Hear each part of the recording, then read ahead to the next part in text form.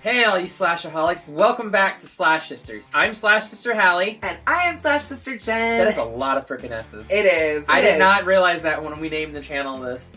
Well, I mean, we did have Ross Marquand with having a very hard time saying Slash Sisters. Sorry, this is Ross Marquand, and you're watching Slash Sisters. Sorry, it's hard to say. You're watching Slash Sisters.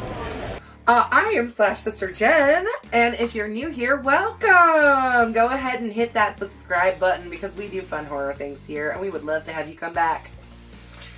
This week we're going to jump into a movie that is loved by many and hated by some. I would say some because in the last video I said that this is a remake of a film from, I think, the 1960s. 60s. Yep. William Castle production. But this one I know for a fact was more well received than the original one. Yeah, but that's right though. But with an amazingly low Rotten Tomatoes score, which we know can be pretty subjective. Although this far down the line, we are 22 years from the release of the film. Rotten Tomatoes score should be pretty accurate by now. Only has a 19% on Rotten Tomatoes, which I think is, for me personally, it's way higher than that. Oh yeah, definitely. I'd give it at least 50. Yeah, at least. If not, I mean, for me, it's even higher than that. No, I'm saying at least 50. Yeah, at least. Yeah, for sure. Today we are diving into the supernatural world of 13 Ghosts. I actually had not realized that this movie was disliked so much until just recently. One of my friends had posted about it on Facebook about this movie being absolute trash, and I went into the comments and I was defending, and everybody was like, no, it's garbage. The CGI is awful, the story's terrible, all this stuff, and I'm like, no, fucking no, let me tell you why this movie's great. But yeah, CGI? There's like hardly any CGI in the film. I know. It's almost all practical effects. The only CGI really that's in it is like maybe a few little like things being thrown at the camera, blood splatters. Like I'm sure that the like inscriptions that's on the glass was probably. Oh yeah, no, that was CG. That was CG. But yeah, there's people that absolutely hate this film, and fuck them people. That's what I got to say. I don't even think we need to get into it because we're both defending this before we even get into it. Yep, we already know. But, we know where this is going. We never, just so you guys know, we never discuss beforehand whether we're giving it a bloody machete up or a bloody machete down. It's always a surprise to us. So like, if you watched last week's video, I was honestly really surprised that she gave a bloody machete down to Silent Night, Deadly Night. I thought she liked it as much as I did, but we have different opinions. Like, we very much have different opinions, which you will find out in the coming weeks. There's some new stuff that'll be coming at you that will just prove just how different our opinions are on things. But yeah, why don't we go ahead and jump on into this William Castle remake. Ghost hunter Cyrus Kritikos and his psychic assistant Dennis Rafkin lead a team on a mission to capture a spirit called, not the Juggernaut, the Breaker. He's known as the Juggernaut in the Dark Zodiac. But he's known as the Breaker. Okay. See? She knows more about this than me. Check it out. It was one of my favorite films. It was one of mine too. Several men, including Cyrus, are killed while the team is attempting to capture the ghost. Killed? No. Maimed, butchered, broken in half, ripped apart, bent around cars, like all kinds of. They're in like a cars crushing them. Yeah. They're in a blood splashes scrapyard. Literally everywhere. It is. It's a lot. It's a lot for an opening. I mean, Dennis Rafkin, played by Matthew Lillard, says, "What the hell? I thought you said this guy only killed 9 people. There are 40 victims here. Yeah, 9 when he was alive. Exactly. He's added more since then." Quoted from Cyrus Kritikos, played by the wonderfully talented F. Murray Abraham. There's a lot of really great people in this film. Except for Raw Digga. Yeah, okay, so like before we even get into it, Raw Digga's character, 1, is not needed, 2, doesn't add anything to the story, and 3, like she doesn't she doesn't even have a role as a babysitter. She doesn't do a very good job as what she's supposed to be. No. Actually, the whole thing with that is that her character was split out of. It was split from one character into 3 separate characters. Okay, because I've never seen the original. Okay, I haven't either, but I was reading this in trivia and stuff like that. The psychic and the person, Embeth David's character, the person that has the spells, Kalina. So Dennis, Kalina, and I can't even remember Roderick's name. Maggie. Yes, are actually one character. They split into 3 characters because they were trying to get elements from the original, which the Kritikos name, Cyrus name, and the fact that you have to have glasses on to see the ghosts is about the only thing that made it from the original into this. Okay, gotcha. So yeah, basically, like a lot of people got killed while they were attempting to capture quite a few. But they do eventually capture the ghost. Yes, in a self-contained glass box, which has like inscriptions of. Some of them are actual scriptures from the Bible. Some of them are actually spells. From what I remember reading, all of it is the Lord's Prayer in like Latin. Really? All over. Okay. I knew that the Lord's Prayer was used at least inside of the house. I didn't know if that was the only thing that was used. But I think it was the only thing that was used. I could be wrong. Let me know in the comments if I am. If you know more about it, please feel free. By no means do we know everything. We are not infallible. Do our research. Yes, we are not infallible though. We are human. We make mistakes.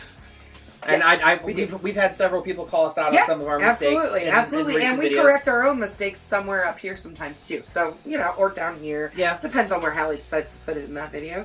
Yep. Anyway, back to the story at hand. Cyrus's nephew, Arthur, a widower, is informed by Cyrus's estate lawyer. I hate this guy so much. He's such a sleazy lawyer. Cocky and just such a sleazy lawyer. The smile that he has on his face, right. Like I just want to slap it right off of him. Ben Moss, that he has inherited Cyrus's mansion. Yeah. Okay. Financially struggling since the death of his wife. I mean, who knows if they were ever really all that well off. He's a teacher. I mean, he was a math teacher. Yeah. So, but they're really struggling since they lost their house in the fire and since the death of his wife. Arthur decides to take the 2 kids, Kathy and Bobby, and their nanny, which, if you're financially struggling, why do you have a nanny? That's just my question. Especially when the daughter is old enough to take care of that younger child. Oh, God, yes. I mean, she was like a senior in high school at youngest. At the youngest, yeah. She's very clearly almost an adult or an adult. Right. She could have been taking care of her little brother. Exactly. They didn't need to be paying Maggie for anything. But anyways, he decides to move the family into the mansion. Well, they decide to go out to the mansion. Well, to at least go and check it out, yeah. Dennis, disguised as an electric worker, meets the family as they tour the mansion. Yeah. Which is a glass house.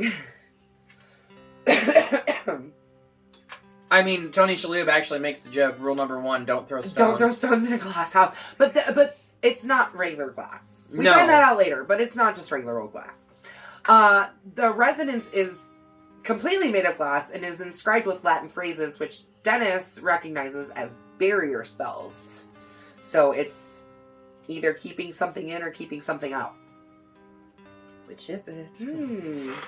He discovers that the 12 angry ghosts that he and Cyrus have captured are imprisoned in the house in the basement of ghouls and ghosts and held captive by said spells that are etched because, as the Spectre specs reveal, this basement is a ghost prison, and the inmates are none too bleak. Completely shook by this poltergeist penitentiary, Dennis tells Arthur who he really is. Clear aluminium from Star Trek. Yes. If you get that reference, that's great. If not, it's okay. Anyway. It's okay. You can go right over the top of your head if you want. As he warns Arthur, the lawyer, as he's explaining to Arthur, as Dennis is explaining to Arthur that he used to ghost hunt or hunt for ghosts, to which Arthur replies, goats? Yeah, he was trying to explain it without saying it. He's like, fine, we can do it the simple way. Ghosts. Goats. Goats? Goats? Ghosts. Ghosts. Goats. Goats? Goats. I used to hunt ghosts with your Uncle Cyrus. Goats? Ghosts! Yes, ghosts. Anyways, as he's explaining this, the lawyer kind of pisses off down to the basement, where he retrieves his money. Which is honestly what Dennis was going to do too. Yeah, that's true. Which triggers a mechanism that seals the house and begins to release the ghosts one at a time. Right. The lawyer then dies in one of the most... I love this death. I don't care what anybody says. I People love call it it cheesy or whatever. There's some CG in this too. There is. Yeah. There's a little bit of CG in this. But he dies in one of the most spectacularly fashioned ways that you can think of. Yeah. He is literally, like... bisected sideways. by 2 panes of glass. Yes. And then he's like, the front part of his body slides down so you can like see inside the back part of his body. I love how his eyes are like still looking around. Yeah. And then the glasses fall off. Mm-hmm. Like that's the first thing you see is the glasses fall off. Which the tie should have fallen too. Yeah, it should have. I love this scene. I think it's so cool. The first time I saw it when I was like, I don't know, 16, 17, I was like, oh my fuck. What the hell? That was awesome. So when I watched this the other day for this video, I noticed that in the opening title crawl, scroll of credits and everything like that, that the makeup team behind all of this is one of our favorite makeup teams ever, and that's K&B Effects. Yeah. How about that? So I think that's one of the reasons why I don't know if I knew that. I didn't know that until you told me that. Like, so I may have known it and just forgot. Yeah, see, I may have too, and I just now realizing it again watching this. Yeah, because I bet you it had been at least 15 years, if not longer, since I sat down and watched it. It's been at least 5 since I sat down and watched it. But still, I did not realize that K&B did the effects for this, or, like I said, it may have been deep in the recesses of my mind. K&B is, like, they are... hands down one of the best makeup effects studios in the business. There is a reason why they win awards constantly. And it's because, and honestly, you look at the makeup effects in this for like specifically some of the ghosts, like the Juggernaut and stuff like that. It looks like the zombies from Walking Dead because they did the zombies in The Walking Dead. The same people, There's so many the effects in this film, especially on the ghosts. So good. So good. Like, I'm specifically thinking about the hammer and how he pulls the freaking spikes out of his... Yeah. I love the torso. I love the torso, too. And, you know, we're going to talk a little bit more. I mean, slowly these ghosts start being released into the house. So we get to start to see who the different 12 ghosts are. As we've mentioned, we talked about the hammer. We talked about the torso. Wait, 12 ghosts? I thought this was 13 ghosts. Oh, we'll get there. We'll get there. But no, what I love about these ghosts is that there is so many cool effects done. The torso. You want to talk about that? And how they achieved that? Oh, I know how they achieved it. Yeah. So they actually hired a double amputee. So he basically had no legs, and they wrapped him in cellophane. Because the story behind him is that he was dismembered. Yeah, each of the ghosts actually has a pretty significant backstory that they don't go into in the actual movie. It's in the DVD credits, like the commentary and stuff like that. It's on Wikipedia, it's on IMDb. So if you really want to know each of their backstories, each ghost has a pretty detailed backstory. You know what would be a really fun idea, and I swear to God, I need to work in Hollywood. They need to do a origin story. I would love to see that. A TV series. Each episode is dedicated to each individual ghost and the way they died and the way they captured. Yes, I would love that. You could even do like 2 whole seasons with the way that they died and the way that they were captured. You could do like a whole. It could be a whole thing. Hollywood, get at us. We Netflix, we have ideas. But yeah, so each of the ghosts does have a pretty decent backstory.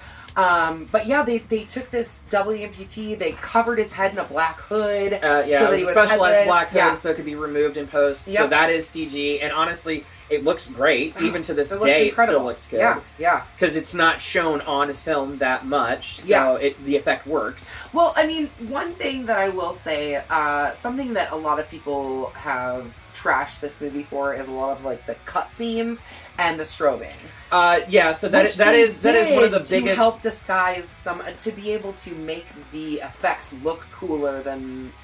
And not have them on screen for so long. Right. So that is one of the like trivia nuggets on this on IMDb is the fact that because of the strobing effect, a lot of people said that it was hard to watch. They physically could not watch it. Made them sick to watch it. Yeah.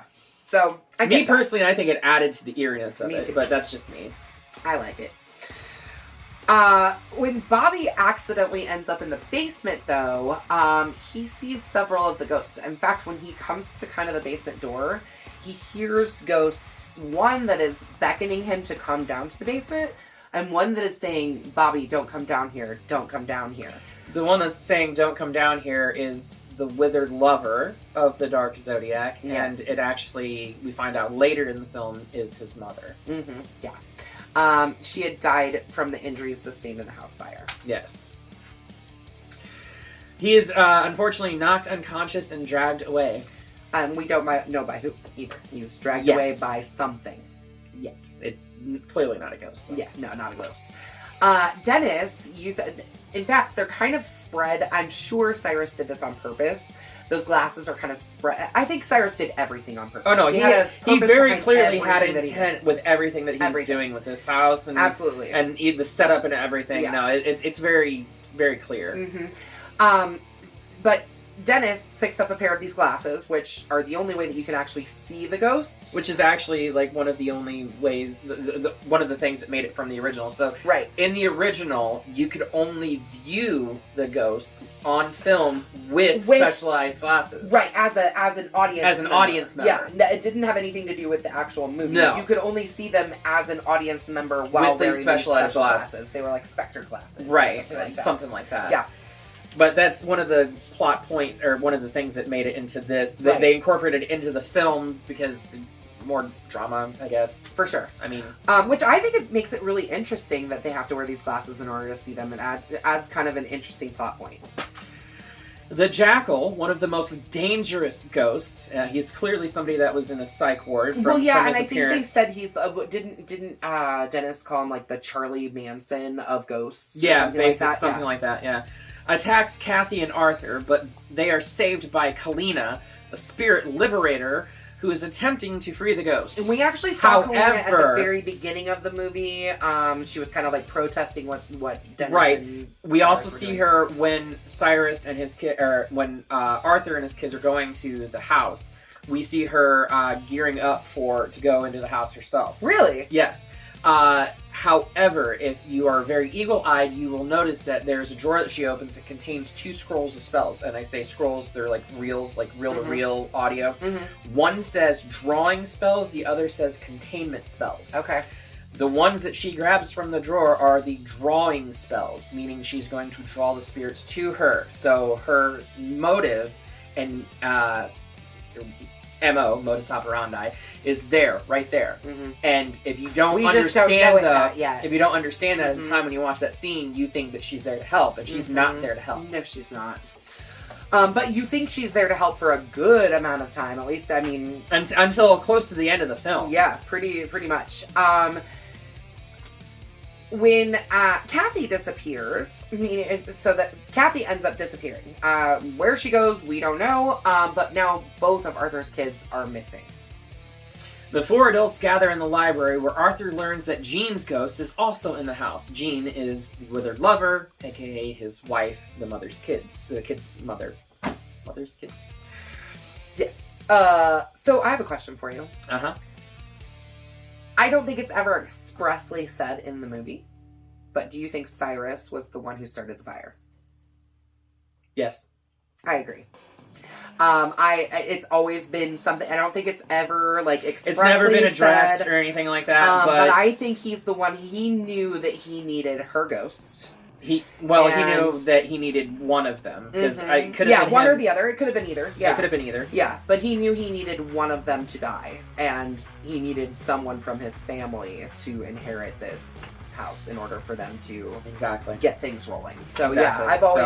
I've always lived under the impression. Yeah, I didn't think that when I first watched this as like a teenager. No, I don't think it's something either, that I've picked up on in more recent viewings of it. Sure. Yeah, no, I 100% agree. Like with it definitely when I was watching it for doing our review, it was like, oh, that's 100% what happened. Right.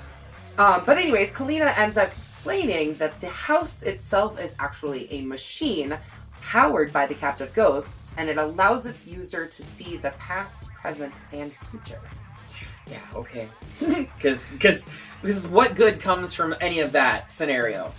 Yeah. I mean, capturing ghosts, trying to open up a portal into past, present, future, whatever. All seeing, all knowing bullshit. It's all bad. It's all bad. Yep. It's always going to end poorly. The only way to shut down the machine is through a creation of a 13th ghost. There we are. We're talking about the 13th ghost now. Oh, okay. So, the creation of a 13th ghost from a sacrifice of love. Arthur realizes that, actually he doesn't realize it. No, they tell him. Pretty much told to him, yeah. They tell him that he has to be the 13th ghost. Kalina says that it's a fail-safe to stop the engine. It's actually not a fail-safe to stop the engine. It's what starts it. It's what's going to actually complete the portal or whatever is his sacrifice to try to save his children. Yeah, but she honestly, I think she believes that it is a failsafe because Arthur was lying to her. No, she was in on it the whole time. No, she was in on it the whole time, but I think she didn't. I don't think she knew. Like, from what I remember, like there's like a little conversation right before he kills her, where she's like she kind of makes it out like no, he's not. He's gonna do it. Or something. I can't remember, but I feel like she didn't know. I don't know. I always felt that, I'd have to... that Cyrus and her were in on it the entire time. Absolutely. Yeah, they were totally in on it the whole time. Like, she was... But she becomes so desperate towards the end there, right before he kills her. She's like, I did everything for you. I did what you told me to do. I got them all here. I released the ghosts. I did whatever. But yeah, I don't. She's such a mess. She seems like such a cool character until right before he kills her, and you realize that she's been like working with him the whole time and manipulating them. Yeah, I liked her character all the way up until the very end. Yeah, same. The first time I watched it, at least. So, armed with spectral glasses, Arthur and Dennis enter the basement to try and find the children. This is so kind of cool how they do it. They actually take a panel of the library down with them to keep the ghosts at bay. Yeah, so they're kind of like walking with this panel, like shoving the ghosts back, basically, with containment spells that they're carrying. Right. Dennis barricades Arthur behind the glass that they took for protection. He is then beaten to death by the hammer and the juggernaut. I mean, like, he's, like, smashed, like, wrapped around the freaking wall. I mean, it's bad. And honestly, like, this scene upsets me. But I think that's just because I love Matthew Lillard so much, and I don't like to see him die, and it makes my heart hurt, okay? Right. It makes my heart hurt. I don't like it. It is revealed, though, that Cyrus faked his own death to lure Arthur to his house. Kalina is his partner and lover. Revealed when she knocks Maggie unconscious with a large book and promptly kisses Cyrus upon his arrival. Right. Okay. I don't know how to feel about the whole lover situation. I know. That's a plot that did not need to be there. It didn't need to be there. They could have just been partners. Exactly. They didn't have to be. They didn't have to be lovers. No. It was unneeded. Cyrus has orchestrated the abduction of Kathy and Bobby so that Arthur will become the 13th ghost. Yeah, basically kind of forcing his hand. Which will not stop the machine, like we said, or as Kalina told him, but it will trigger the machine's activation. Yes. Actually, like, making the portal complete. Yes. Cyrus kills Kalina, who she objected to putting the children in danger. But he summons the ghosts to activate the machine. In the main hall, Arthur witnesses all 12 ghosts orbiting a clockwork device, which we actually see Bobby... Yeah, it starts to spin pretty much from the time the lawyer... Yeah, right. but they are activating the device and rotating metal rings with his children at the center of it. So they start coming up. They were just running in a circle on the floor.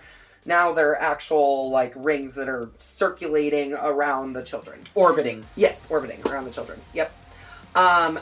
So he ends up fighting with Cyrus. Arthur and Cyrus fight while Maggie... Because Arthur is not aware that Cyrus is still alive at this point. He thinks that he's actually a ghost. So he starts counting and he starts counting all the ghosts. He's like, there's 12. There's 12 ghosts there. Why are you here? Yeah. You're not dead. Mm-hmm. And they end up fighting. Meanwhile, Maggie starts going all raw digger on things and messing with the music. And she... Messing with the drawing spells. Yes, messing with the drawing spells. She starts messing with the controls, and the ghosts are released from the spell's power, and the machine just basically starts going haywire. It starts going haywire, and the ghosts pick up Cyrus and hurl him into the moving rings. He's so fucking... That's where he gets the CG there, too. Yeah, okay. Because there's, body parts flying all over everywhere. I mean, you can't do that practically. I mean, not with that type of machine, not that same way. It would take a lot. You could, but the way that you'd have to set it up, it wouldn't be... It's more cost-effective to do the CG than it would be to do the practicality of it. For sure. So then, we see Dennis's ghost, which, honestly, it makes me smile. The way he's standing there cleaning his glasses and just so nonchalant and chill. But he urges Arthur to jump through the machine safely. Excuse me, to protect his children. So, I have always had a problem with this scene. Me too. It's kind of weird. Why did it slice up him, but then he's able to jump into the machine just fine? And honestly, I literally just had this realization right before reading these next lines here, okay? He's a math teacher. True. He did the mathematical computations of when to jump, when it was safe to jump. He could see there was a timing to it. Yeah, there was definitely a timing to it because he was watching it. So he did the mathematical computations in his head to know when it was safe to jump. Smart man. Yeah, I just pieced that together right now. I'm glad you did because I never thought about it. I mean, obviously you're sitting there, you're watching him watch the machine. Right. Why do I always do this? She's very destructive. I'm telling you. I'm a clumsy person. Anybody that knows me in real life knows I'm pretty clumsy. I mean, I know that.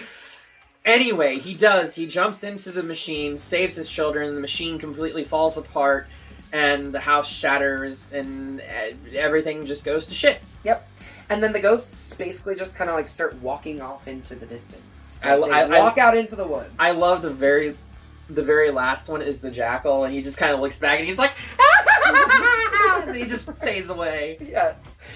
But this is where we get to see Jean's ghost, which is now no longer burned up. No, because I think her unresolved issue as a ghost has been fixed because let's face it, that's why they're ghosts. You have unresolved issues in life, and she's moving on. Yep. I honestly believe that she comes and talks to the family and basically says it's okay. She comes and stands there, and you hear the words. Yes, but her mouth doesn't move. Her mouth doesn't move. Yeah. No, that's true. As the family departs the house, Maggie angrily declares that she's quitting as their nanny. I mean, good. You weren't doing a fucking good job of it anyway. No, she lost track of both kids. She, okay, there's a scene where, Arthur's going to talk to the lawyer, and he's like, don't move from this spot. You guys stay right here. And as soon as he's out of the room, she looks at the kids and is like, let's go. What kind of nanny is that? And why is he paying you? And where is he getting the money to pay you for him? That's what I want to know. I've got so many questions about the nanny. All of that, too, yeah. She's a pointless character. But anyway, that's how the film ends. It ends with Maggie quitting and the ghosts are free again. Yeah. Which, I mean, if the Juggernaut really can kill people in death, which obviously we can see that these ghosts can kill people. They killed people inside this house. Yeah, I don't know. Is he about to go back out and wreak havoc? I think he's going back to his junkyard to add more bodies to his list. To his count. Yeah. So I actually just recently saw a post on Facebook that was asking, what is your favorite of the 13 Ghosts? Did you say that yours was the torso? Or you just liked the torso? Do you have a favorite? I like the torso. I honestly, I think my favorite is probably the Jackal. Really? Yeah. See, I don't know why, but the Juggernaut is my favorite. I think it's the fact that he's, like, big and hulking and scary and, like, I don't know, he killed all those people in the beginning. He's, like, the first impression that you get of ghosts in this movie. Mm-hmm. Yeah, the Juggernaut's always been my favorite. Honestly, I like all 12 of them. Because I do, too. They all have different stories, and like there is a special feature on the DVD that literally, like, there's somebody that narrates their story. Yep. And if you get a chance to see it, we'll try to find it. There's probably a YouTube video somewhere, I would assume. And maybe we'll try and link that in if there is, we'll link it down below. If not, sorry, but whatever. Look it up. Do your research. I mean, we do. Yeah. Come prepared to these things. These are interactive TED Talks. I'm telling you, people. So as we said at the beginning, we kind of already know where this was going. 2 bloody machetes up from us. Yeah, we were pretty obvious with our love for this movie. I mean, if it wasn't something that was like so ingrained from like 2001 was when I graduated high school. I graduated in 2002. So, I mean... I had major love for Matt Lillard from the second that I saw him in Scream. I was obsessed with Scream, still obsessed with Scream. It's my favorite movie. There's just so many things that I fell in love with and obsessed over because of Matt Lillard. Mm-hmm. And this was one of them. And it shocked me when I found out that there was people that didn't like this film. Absolutely shocked me. When I saw friends posting about it, I had multiple friends. You guys know who you are. Jeremy, Malia. I know who you guys know. Yeah. Snap! Calling your names out. Yep, calling you out. But yeah, when you guys started saying things like this movie was trash, I was like, what? What? What do you mean? Shots fired. Shots fired. I love this movie. I will always love this movie. Even if it's just... I don't know, maybe it is just nostalgia. Maybe there are bad things about this movie that I just cannot see. I can't see them. There are bad things with every film. There is no perfect film. I can't see anything wrong with this film. I really can't. But there are bad things with every film. Absolutely. I mean, there always will be. There will never be a 100% perfect film, and there never should be, because if there ever is a 100% perfect film, then there's no point in making any more. Yeah. Absolutely. There's always a new story to be told. Well, let's send this to the afterlife with the rest of the spirits. Yeah. What are we going to do next? I think we should do something. You guys constantly hear me saying, oh, this is my favorite, this is my favorite, this is my favorite. It's time for Hallie to give us one of her absolute favorite films. So I can't remember if I actually included this in our... I don't think I did. When we were at the drive-in... we met up with my friends, Matt and Holly. Mm-hmm. And we always ask everyone what their favorite scary movie is. Well, Holly flipped that... It's my favorite question to ask. So if I ever see you out and about and I have a camera in my hand, be prepared. You're going to get asked that question. Well, Holly flipped it back on me. She said, well, what's your favorite movie? And I was like, I had to think about it for a second. And this is probably my favorite movie, not just horror film, but favorite movie in general. Because it brings 2 of my favorite collaborative minds together with a wonderful makeup team behind it. Oh, man. KNBFX. Again. But yeah, we're gonna set the Wayback Machine all the way back to 1996 with Robert Rodriguez and Tarantino's From Dusk Till Dawn. Dusk Till Dawn. Yes. I'm looking across the way, and she's actually got multiple copies of this movie. No. Do I not see From Dusk Till Dawn right there next to Glee? Yes, that is actually the TV show? Okay. Gotcha. It's the TV series that Robert Rodriguez did when he formed El Rey Network. Okay, gotcha. Okay. Yes, Robert Rodriguez, Quentin Tarantino, Starring Harvey Keitel, George Clooney, Quentin Tarantino, Juliette Lewis, Danny fucking Trejo, Cheech Marin. Yep. Robert Rodriguez is actually in this. Yep. There is Salma Hayek. Hello, Salma fucking Hayek. Santanico Pandemonium! Alright, so come back next week where we will dive into Hallie's absolute favorite movie of all time, not just for her downright favorite movie of all time. Okay, you guys? So come back in a week. We will have a lot to say about this movie. It's a fun one. Watch it ahead of time. Come back and watch our review. And until next time, why don't you go ahead and stab that subscribe button. Slash that like button. And wriggling the grave bell so you don't get lost in the mix and you keep up to date with all of your favorite videos from us. And until next time, we will see you all in the afterlife.